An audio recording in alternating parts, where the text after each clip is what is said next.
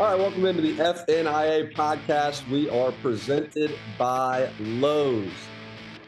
You know, a couple of champions of the game right here. Rodney Harrison, the head coach, and Tony Dungy. Fellas, week one is behind us. One of the great overreaction Mondays is behind us. And now we start getting into the middle part of the week where we're starting to set up week two. We're remembering week one well. Let's start with what surprised you in a good way. Rod, I'll start with you here. Watching week one, what caught your attention? You said, I like that. We're on the same page. And to me, it was Daniel Jones, just how he came in and really gained the trust of his teammates, how well he played. I thought, Coach, after looking at Anthony Richardson and just how their offense struggled last year up and down, it seemed like Daniel Jones came in and he really settled this offense down and he just really calmed everybody down. I thought he played terrific, Coach. I would totally agree with you. That was one thing that caught my eye, that just a new system, new teammates around you, new coaching staff, and he looked poised. He looked like he was in charge, field general. And I saw two other quarterbacks kind of with the same thing. Justin Fields in the pocket, making plays, throwing the ball down the field, scoring points. And Caleb Williams, he looked like a different quarterback under Ben Johnson. So I was really impressed with those guys, that just a little bit of a different environment, and we saw different players.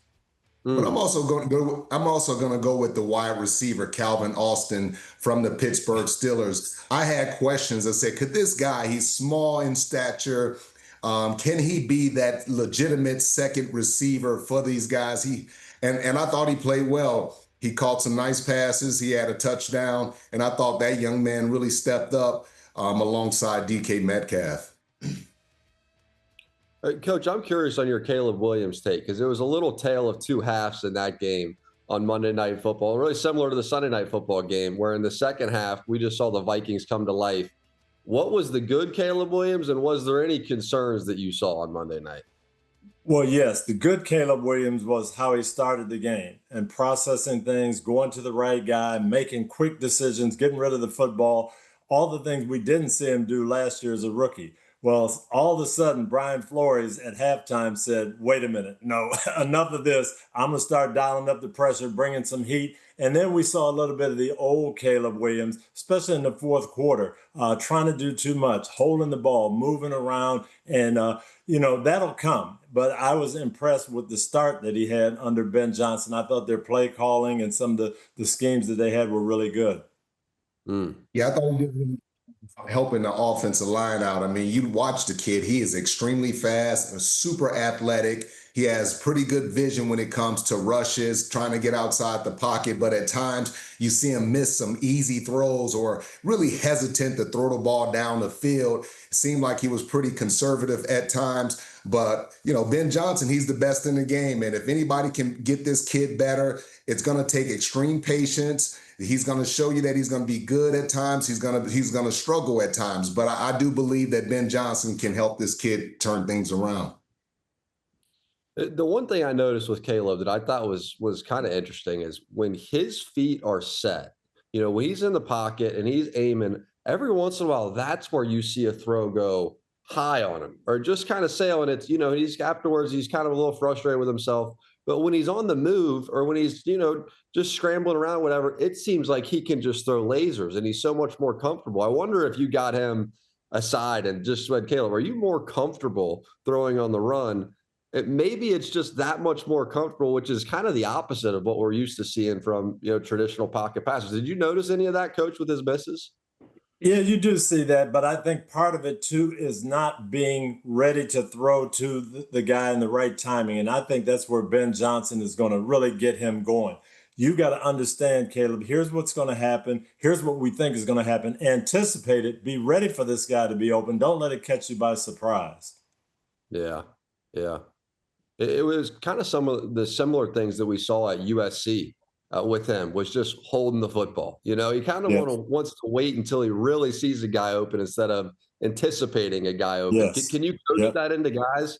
Do you believe? I think you can. You absolutely can. And that's what has got to come for him. He's got to get a feel of this offense, a feel of his receivers, and be on point that way. So you are ahead of the defense and not reacting. All right, so let's flip it to the other side of this coin. What surprised you in a bad way in week number 1? Rod, I'll start with you. I would say the Detroit Lions, their offensive line surprised me. They're 2 new guys. Just wasn't the same intimidating, big physical offensive line that we're used to seeing, but also on the defensive side of the ball, you just didn't see in the secondary with those 2 Pro Bowl safeties, you didn't see the aggressiveness. You didn't see them, forcing turnovers, just flying around, making plays. They had miscommunication. They blew some coverages, coach. I didn't like what I saw from Detroit Lions. I thought they really struggled. Yeah, I would agree with you. And probably my biggest disappointment was that Lions offense. We knew there's going to be a little adjustment period without their coach, Ben Johnson. But you've got all these players. We were at the Hall of Fame, and everybody said, oh, no, we're fine. We're great. We're just going to pick up where we left off. And they had trouble moving the ball, had trouble scoring, highest scoring offense in the league last year. And it took them about 50 minutes to even put up a touchdown. So they've got to get some things corrected and get going. That was a disappointment to me. The other unit that disappointed me was the Pittsburgh Steelers defense. We expect to see rock'em sock'em football from these guys. They added a couple of guys in the secondary. Hey, we've got better cover guys. Think they're going to be lights out. They played against the Jets team with a new quarterback, new system, and they could not stop them. I'm going to give you some stats that we aren't used to seeing from the Steelers defense. 6.4 yards per play, 182 yards rushing, no takeaways. They got one on special teams, but no takeaways at all, and only forced 2 punts in the game. That's not the kind of defense Mike Tomlin wants and not what we're used to seeing, Rod. Yeah, just think about the Lions and how much they miss Aaron Glenn, right? I'm sorry. Jordan Love, he went out there and basically did whatever he wanted to do. This defense didn't create any interceptions. They didn't have any sacks. Like I talked about, the miscommunication. They look bad, coach. And that's, wow, they look bad. Yeah, and those are 2 teams that we're thinking are going to be Super Bowl contenders or, very strong defenses. And we didn't see much from them. So I know it's only week 1, but that was a disappointment to me. It was. I'll give you a team that disappointed me, and I think it was a mixed bag as to why. But the Kansas City Chiefs, when you go back and watch them a season ago, they were not nearly as dominant. And yes, they found ways to win these close, tight games. They got some good breaks late. They created some good breaks late. But in this game, I just thought you saw a lot of those same issues boil over and result in a loss. All of a sudden, Chris Jones, he's given up contain, and that's costing them a big play late in the game. I still worry about Jawan Taylor, who they paid at the tackle position. He's still a concern to me.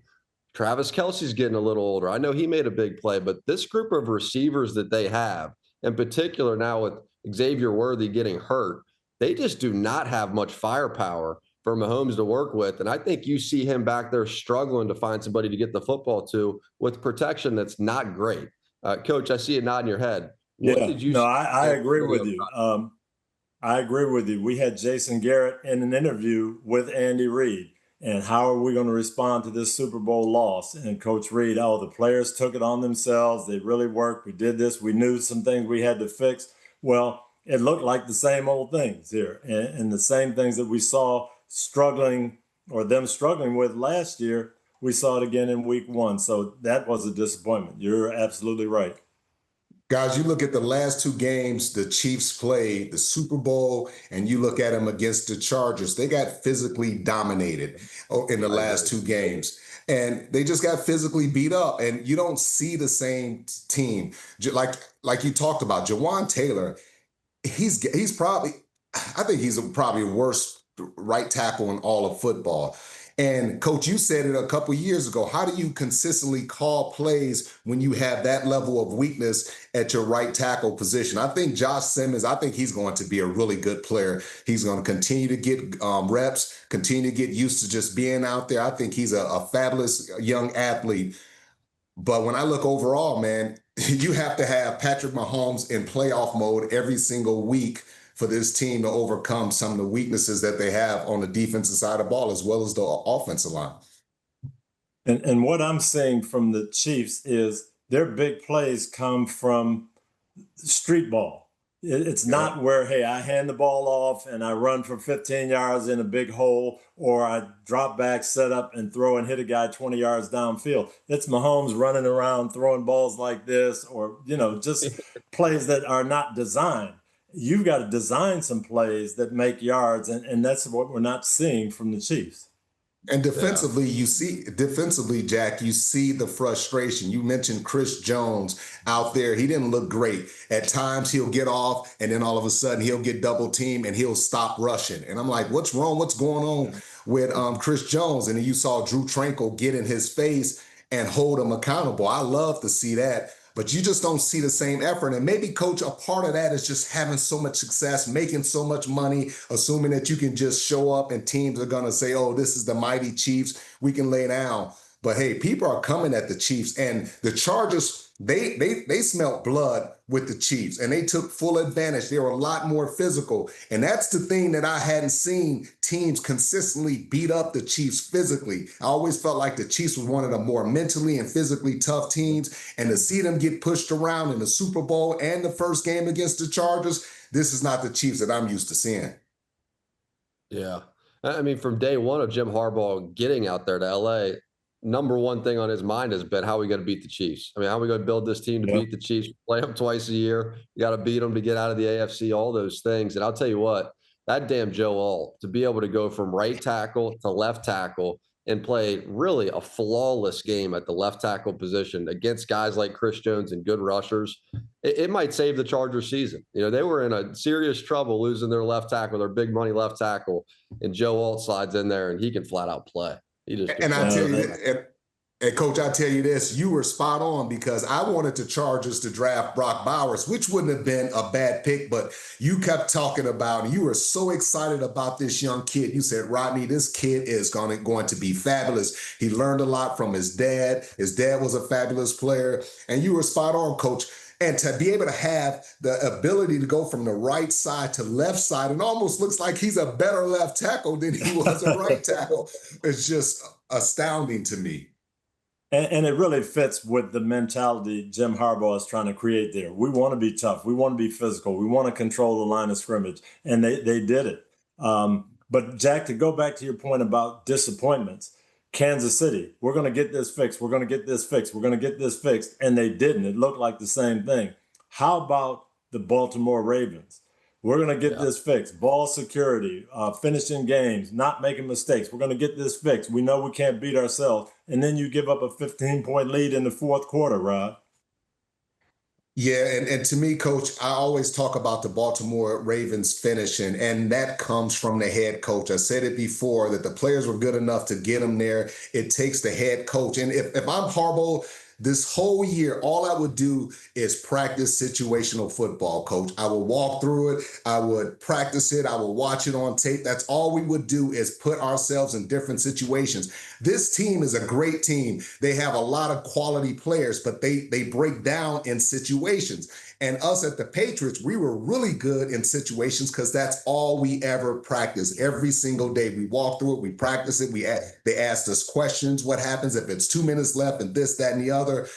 That's what Harbaugh needs to focus on. This is their Super Bowl opportunity. This is their Super Bowl window, and he has to get it done. And that comes from the head coach. The pressure comes from the head coach. And that's something, Coach, that we respected about your teams in Indianapolis. You guys were so well coached and so good at situational football. We felt like we couldn't make a mistake. We couldn't allow you guys to have an edge because you guys were so smart. And I just don't see that from the Baltimore Ravens. But Jac, it comes from the head coach, and that message has to radiate throughout the locker room. Yeah. Rob, when you say situational football, I know what you mean, but specifically, how do you practice situational football with a coach like Bill Belichick? What does that look like, practicing situational football? Oh, he'll say first team defense, first team offense. Okay, offense, you got one timeout. You're down 4 points. You got 1 minute, 21 seconds. You got to go 60 yards to score the touchdown. And it becomes a full-blown game. It becomes the most highly, and Coach, you know this, most highly competitive part of practice when we're going against those guys. And, whether you win or you lose, that segment has the bragging rights in the locker room, you know what I mean? But it becomes highly competitive to the point where Guys are pushing and shoving, still talking trash once we're done. It just creates an environment of competitiveness, but you're learning so much about yourself. Can we communicate? Are guys blowing coverages? Are we doing a great job of, executing a game plan? You just have to practice that. And the more you put yourself in those situations, the more comfortable you become as a player, as coaches, as a unit, just being able to handle all that pressure that comes in that moment, Coach. Yeah. And we talked about it during the rain delay in Philadelphia. When I was in Tampa, I learned it from Denny Green. All of a sudden, hey, I'm going to stop practice right now. In the middle of practice, guys go inside, coaches get with them. You got 15 minutes. We're going to go over things, and then we're going to come back with 1st and 10 passing in 20 minutes. Let's see how we do. But all kinds of situations, you got to put your teams in them. Hey, guys, there's 4 minutes left. Offense has the ball. You got to score, not score, but you got to hold on to the ball. Don't go out of bounds. We're going to emphasize our runs. If we throw it, it's got to be safe. Quarterback, you might take a sack here rather than throw an incomplete pass because we're going to keep the clock running. Defense, we've got to do things to force them to stop the clock. We've got to stop the 4th down play. All those things, you practice them over and over and over so you know what to expect when you get in those situations. You practice it, Jack, almost to the point where the players are sick and tired of it. Okay, yes. Coach, we got it. We got you. We got you, Coach. We know. But even when we say that, you still continue to practice it because you never become comfortable, just saying, okay, we got it all figured out. This is something that you do throughout the entire season. And then it becomes just habit when you're out there. Yeah. Absolutely.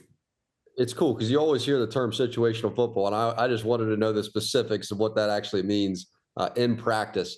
Let's get to these new head coaches because speaking of situational football, something they're going to be working on, no doubt. So new head coaches in 2025, who impressed you most and why? Coach, I'll start with you here. These new coaches were 2-5 in week number 1. Well, I'm going to go to one of the winners, Las Vegas and Pete Carroll. We're used to seeing the Raiders undisciplined, just things going wrong. Well, what we saw was a disciplined approach with a lot of energy, a passing game that looked like it was in sync. But I thought Pete Carroll, just watching their sideline, Rod, I thought it was a different team. Man, he does such a great job of just building a good culture. I mean, you think about Geno Smith on the road. You think about this team the last 2 or 3 years, how it was just you didn't know about the Raiders. You're like, the Raiders are up in flux. But Pete Carroll comes in, he settles down this team. He brings in Geno Smith, and I just thought they did a great job of just building the identity of the Raiders. And I like them, Coach. They got a lot of young talent on offense. Aston Genty, they have a tremendous leader in Geno Smith, and I like where the Raiders are headed. Yeah, I think they're going to make some noise. Sorry about that, Coach. Who impressed you most, Rod, head coach-wise on a new team? Now, I'm going to tell you the guy that didn't impress me the most, and that was my former teammate, Mike Vrabel. And I was disappointed with Coach Vrabel and the debut of Coach Vrabel. Too many penalties, 9 penalties. Okay, we always talk about eliminating bad football. That's something Coach Belichick said for years, 9 penalties. And then you talk about defensively, giving up big plays, 9 plays of 20 yards or more. You think about offensively, Coach, why is Drake May in his first year passing the ball 46 times? Travion Henderson, remember him in the preseason? Oh, he's all-world running back. He gets 5 carries. So it's a lot going on, and they have every excuse in the book. Oh, it's new coaching staff, new philosophy, new team. Forget about that. I can say one thing. They did do a good job on Aston Genty. They had 4 sacks and an interception. They did a solid job on Aston Genty, but overall, Coach, it didn't look too good to me. Yeah, up in Foxborough, I'm used to seeing something different. I'm used to seeing Patriots football, and I didn't see Patriots football from them, and that surprised me because I thought Mike Vrabel would bring that back. Yeah, I'm going to give you guys a couple that I thought really looked good, and maybe even looked better than I expected. Liam Cohen, there with the Jags. He kind of had Trevor Lawrence look at Baker Mayfield comfortable to me. Let's run the ball. Let's get him some good play action looks. Let's get him set up to play, hit some open guys. It just looked like a settled down Trevor Lawrence to me. And the other one would be Brian Schottenheimer with the Cowboys. This takes us back to Thursday night, the opening Thursday night. Helps not having Jalen Carter because of the opening spit scene there at the first huddle of the game. But I just thought Dak Prescott was settled in, comfortable. Maybe the best Dak Prescott that we have seen in a while. And if CeeDee Lamb catches a couple of those passes late in the game, Dak Prescott may be one of the MVP figures of week number 1. Rod, I see you shaking your head. Do you agree with either of those two? No, I think Schottenheimer did a great job, and Coach, I think he did a great job of meeting with him, and you basically said that these guys believe in him. I got a chance to talk to some players. They said, look, he comes in, he's an honest dude. He's brought a level of competitiveness with him. He doesn't worry about all this other stuff outside the building. He's all football. And when they told me he's all football, it reminded me of his dad, because his dad was all football, very educated man. And I think this guy did an excellent job going into Philly and competing. And like you talked about, and we talked about it, Jack, if CeeDee Lamb catches 2 of those passes, the game is over. The Cowboys go on the road and they win. So I'm excited for Schottenheimer. I think he did an excellent job, Coach. I agree with you. A different attitude that I saw, went in there and competed and went toe-to-toe with a big, experienced, tough football, defending champions. They went toe-to-toe with them. Jack, I'd love to give a shout out to, I know we're talking about the head coaches, but you're talking about a coach who made an impression in a new situation. Lou Anarumo, defensive coordinator in Indianapolis. They were the 29th ranked defense last year, Rod. They came out much more aggressive, more man coverage, more blitzes, and they basically shut down an explosive Miami team. They look like a different defense. Yeah, I was really surprised when the Cincinnati Bengals said they were moving in a different direction, because I'm like, it's not Coach Lou's fault. He was limited with the ability and the talent that he had, but he goes to a coach team that is, to me, is loaded on the defensive side of the ball. They got some really good players up front. They really have some quality secondary guys. And for him to be able to just unleash his defense and all the disguises and blitzes and all the different things that he does, hey, I'm really excited about Coach Lou, and this is what he deserves. He's a good guy, he's smart, and he did not deserve to get fired, but I'm glad he's with the Colts. I was in Indianapolis for the last part of training camp, and the defensive players, they talked about 2 things: discipline and accountability. They said that's what he's brought. Yeah. Yeah, that's the same way that the Bengals players talked about him here. I was listening to some of the Colts defenders talk post-game, some of those post-game press conferences, and what they were saying was they felt if they could take away Tua's first read, that he would hit the panic button. That if they could just make him hold the ball for that first second or two, that he would panic. And the results kind of have proven out, not only in this game, but we've seen that before. Rodney, your thoughts on hearing that? If they could just make him hold it a second or two talking to issues for Miami.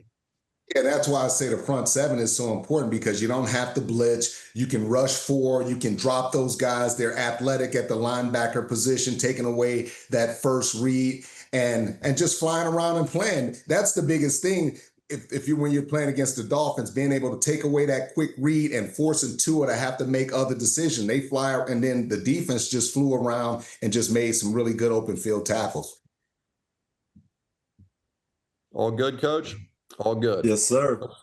Let's get into these quarterbacks then. Quarterbacks in new places. Who impressed you most? And while I'll give you guys a quick short list: Aaron Rodgers, Daniel Jones, Justin Fields, Geno Smith, Cam Ward, Russell Wilson. And we're going to put J.J. McCarthy in here with the Vikings too. A little bit of a red shirt year. He comes back. Rod, how about for you first? Who impressed you most?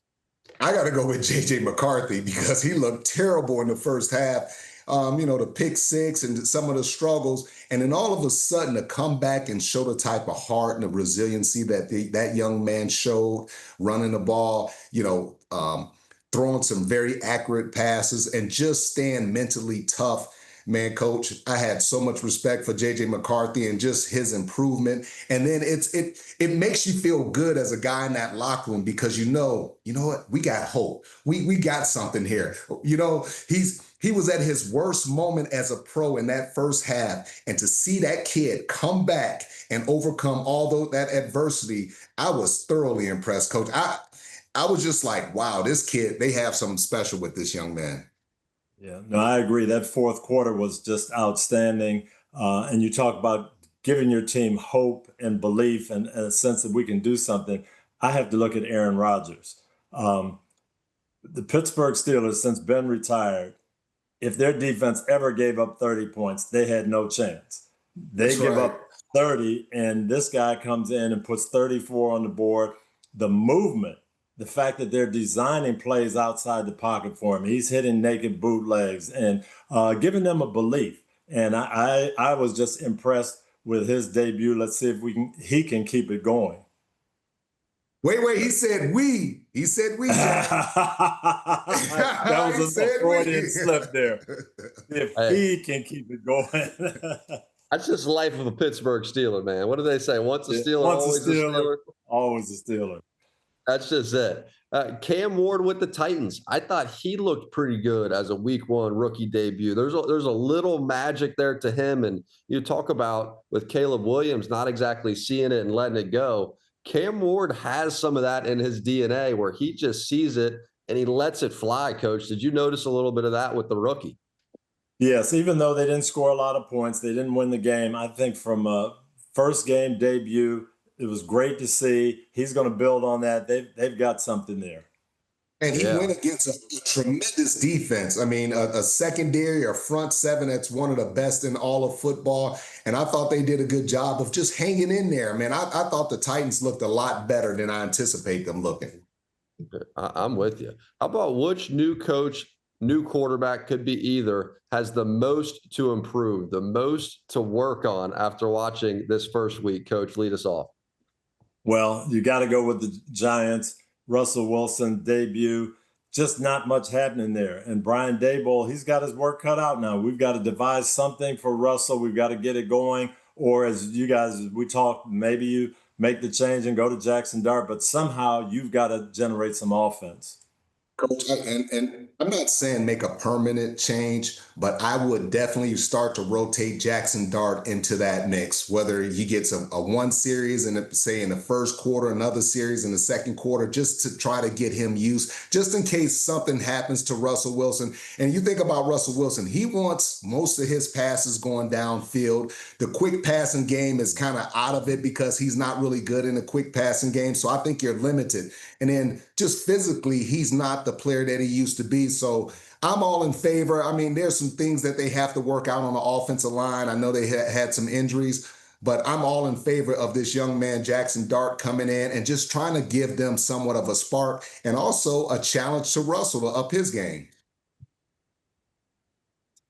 Yeah. It just feels to me like the offense needs a little juice, a little something. I know it was the preseason, but if you go back and watch a couple of those preseason games, when Jackson Dart was in there, the mobility, the youthful energy, the vets rallying around him, there was something there. Yeah, there just was something there. And Rod, you don't have to necessarily marry yourself to it, to your point, but maybe just say, hey, the second quarter is yours, Jackson. Let's see what you can do with it. The first quarter is yours here. Maybe we'll rotate Russell back into this game, but just to see if there is that little bit of a spark without, potentially ruining this kid's confidence. Is that something you might consider, Coach Dungy? I think it's hard. I think they've got to fix the offense. And I don't know what that is. You got to get some protection. As Rodney was saying, Russell wants to throw the ball downfield. They don't have the protection that matches up for that. So you've got to make some changes some way and get it going no matter who the quarterback is. Yeah. We shall see. All right, let's move it on down. Big storyline in week 1 was the kickers. And it's kind of amazing because there's these new rules with the kicking balls, and they're actually trying to help the kickers. 50-yarders at times, they feel like they're chip shots, but we saw the easy misses in Atlanta, the easy misses in Cleveland. Coach, this is a big story for you. What did you see from the kickers week 1? It is. I saw some inconsistencies, and you see kickers win games for you. We had Matt Prater was only there a couple of hours and he kicks the game winner. That's what you're looking for. That's what you want. The other side of the coin, though, when you have a kicker that doesn't come through in those big moments, it can really hurt you. And there's really no reason for it. As you mentioned, we're changing the rules, changing the balls so they have the balls that they want. You can practice snap, hold, kick. These 3 guys are on their own. They can do it as much as they want. The weather was perfect this weekend in every place we're at. You got to make these chip shot kicks to get your team going, Rod.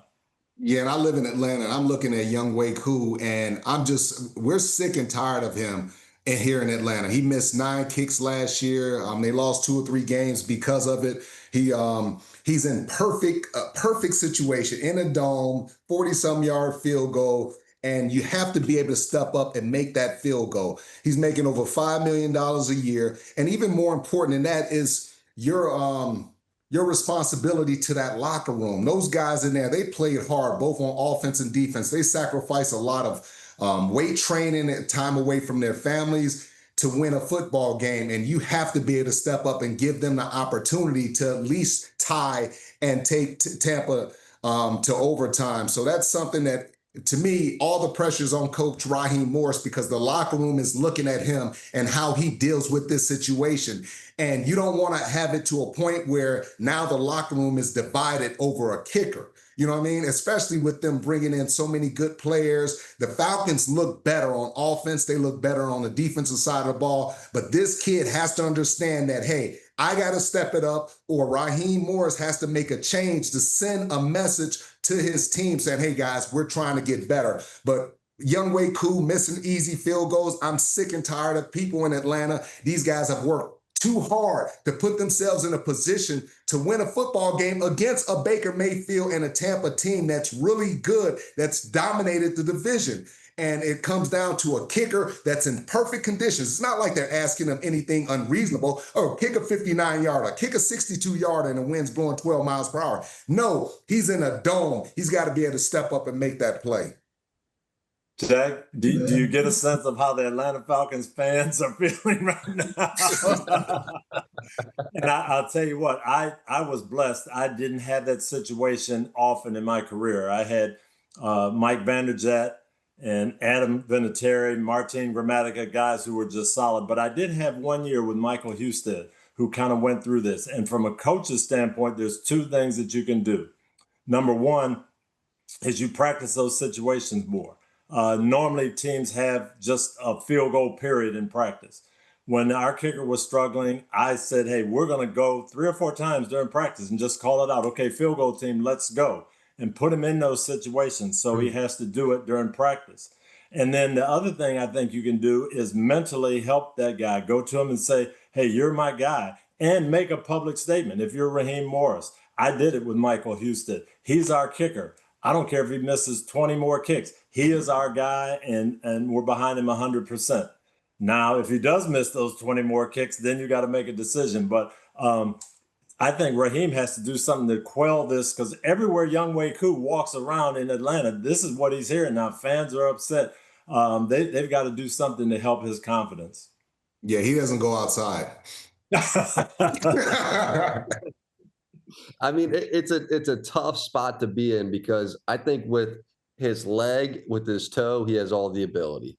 I worry that it's now gotten up into his mind. Now, when you trot him out there in a key situation, maybe he's not believing he's going to make it. The team's not believing he's going to. The crowd's not believing he's going to make it, and that starts to create a tough environment to win. And that, to me, is the fear of where Atlanta's gotten to, is that there's no longer a belief in those pressure moments that he's going to hit the kick. And Rod, based on what you're saying, it feels like that city may be at least ready for a little tryout period here. Yeah, and it's to me, it's not about the fans. It's about the guys in that locker room. And I know publicly they're saying, hey, we still believe in this guy. But, you know, if I'm in that locker room and it gets down and we're down by 2 or 3 points and we need a field goal, I don't have trust in him. And that's why I say, if I'm Coach Raheem, I got to make a change. I got to do something to even make it look like, hey, I'm trying to do something to better our team, our special teams. And this kid was really good when he came in, but the big contract, the expectations go through the roof, and all of a sudden he's lost his confidence. And you see it. He's not the same kicker. Before, he'll kick it, he's getting up celebrating. Now he's up there, he's trying to guide it, just like it's a chip shot, you know, or a full golf swing. He's trying to guide it. He blocks it all the way to the right. And you're saying, this is not the same kicker that we saw years ago. So he's just got to calm down, and Raheem Morris is going to have to make a tough decision. Yeah.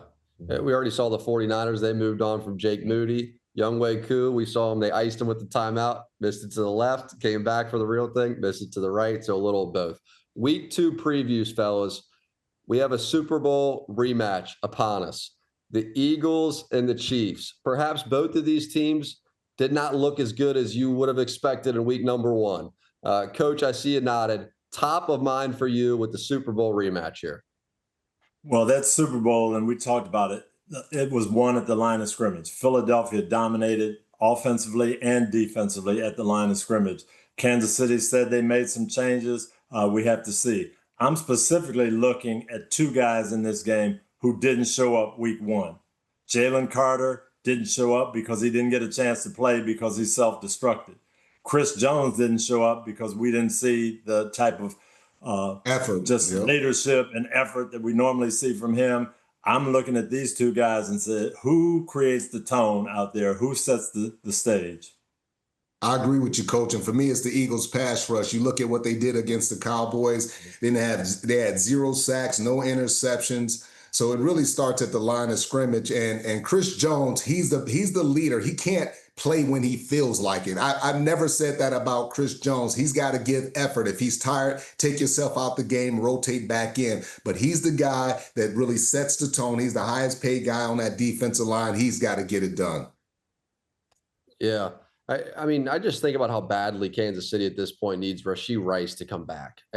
They need some reinforcements. Like Juju Smith-Schuster, really good player at some point in his career. I just don't believe he can run anymore like he used to be able to. So you're getting into Travis Kelce back having to play a pivotal role for them offensively. Juju has a bigger role for them offensively. Maybe they need to get back to hammering some Isaiah Pacheco because I just don't know that they have the weapons on the outside right now to go and beat a team in a secondary like we have with Philly. I mean, is that a fair observation, Coach? Go ahead, yes. Rod. Yes, and the thing that really stands out to me, and I told you guys this, these little small receivers that they go out and get, they don't stay healthy. You know, you go out and you get these really small guys, 5'9", 5'10", 170 pounds. Yeah, they're fast, they're quick, and they can make people miss. But when you hit them, they get hurt. They pull hamstrings, soft tissue injuries. So I agree with you, Jack. If I'm Andy, I'm looking at maybe some bigger wide receivers, somebody that can run. Juju Smith-Schuster seems like he's a big wide receiver that's almost like a tight end. You know, he's almost like you have to treat him like he's a tight end. But yeah, these receivers are smaller in stature, and they just can't stay healthy. But Rashee Rice, when he played, I'm looking at this guy like, man, this is one of the top receivers in all of football because he's so consistent. Well, and what Rice brought was big plays. That's what they don't have. They're not getting big plays. They're not getting anything down the field. If they do get a big play, it's a screen that a guy runs and breaks. Somebody's got to make some plays 20 yards down the field. That's what the Chiefs are waiting for. I wonder if from a front office standpoint, Brett Veach, I wonder if they're looking at trading for a receiver. We've seen that in the past where they go, based on where we've gotten with Worthy being down, if it's a Tirico Hill, if it's a Waddle, if they go after some team where, it's not great there and try to just steal away a weapon. Would that make sense at this point, Coach, do you believe? It would because they need some big plays, and Rice will be back, in 6 weeks? But until then, where are the big plays going to come from? You think about, and you said something there, you think about Tyreek Hill and them knowing him and him being familiar with the system. If he comes in right now, all of a sudden the secondaries of these teams are saying, oh my God, we got to deal with Tyreek Hill. And think about it's different, Coach. And think about what it opens up for Travis Kelce, Isaiah Pacheco, because now you got to keep those safeties back. And then Tyreek just gives you so many different dimensions. So yeah, for me, to put the Chiefs back as a Super Bowl contender, I think they have to be aggressive and go out there and get them a playmaking wide receiver. Absolutely. Yeah, go steal one of these vets. All right, let's get to the Sunday Night Football matchup here. It got a lot more interesting in the second half of Monday Night Football. Falcons at Vikings this week. Rod, you know the Falcons extremely well. We saw what the Vikings are turning into. First thought on this Sunday night game in week 2. The first thing that really impressed me about the Falcons, Coach, is when you watch them on the defensive side of the ball, they look different. They look a lot more athletic. They look fast. And I tell you, man, this kid, Xavier Watts from Notre Dame, I had him as my top safety coming out, and he looks fabulous. He looks like a faster Justin Simmons. These two safeties are really fast, athletic. He's aggressive. I didn't know he played the ball so aggressively like that. Jack. But I like what I see from the Falcons from a defensive standpoint, Coach. Yeah, and the Minnesota defense, a couple of new additions, Javon Hargrave and Jonathan Allen, more pressure inside, adding that girth to the defensive line. But what I'm going to be fired up to watch, Jack, is these two young quarterbacks who are athletic, they're good, they're on the move, they're accurate, but they're young. Two defensive gurus, Brian Flores, Raheem Morris. What kind of pressure packages are they going to dial up to get these guys to react and respond to, and which quarterback is going to handle the pressure the best? I would just tell you like this, Coach. I wouldn't want to be Michael Penix, okay, having to face all those different looks. And let me just say this about Brian Flores and his defense.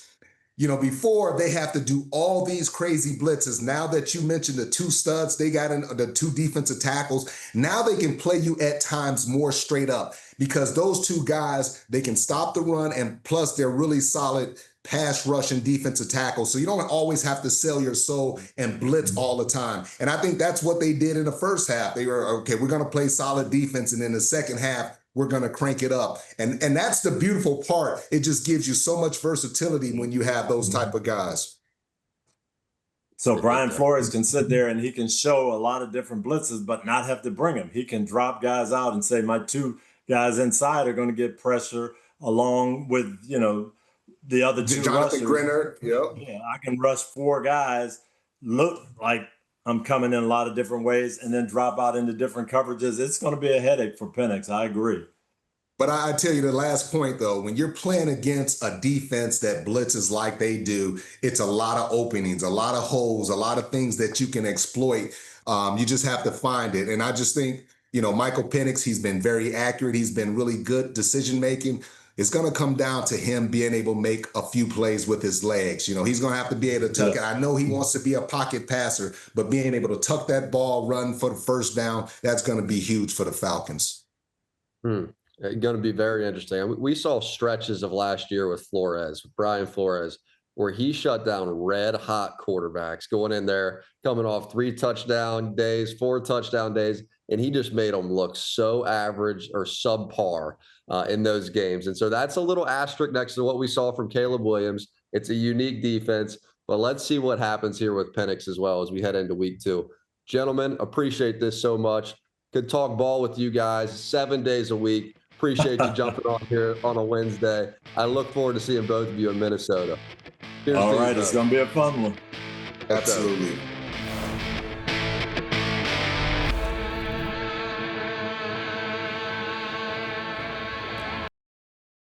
Hi, I'm Mike Tirico, and thanks for watching. Make sure to hit subscribe for the latest news and highlights from NBC Sports.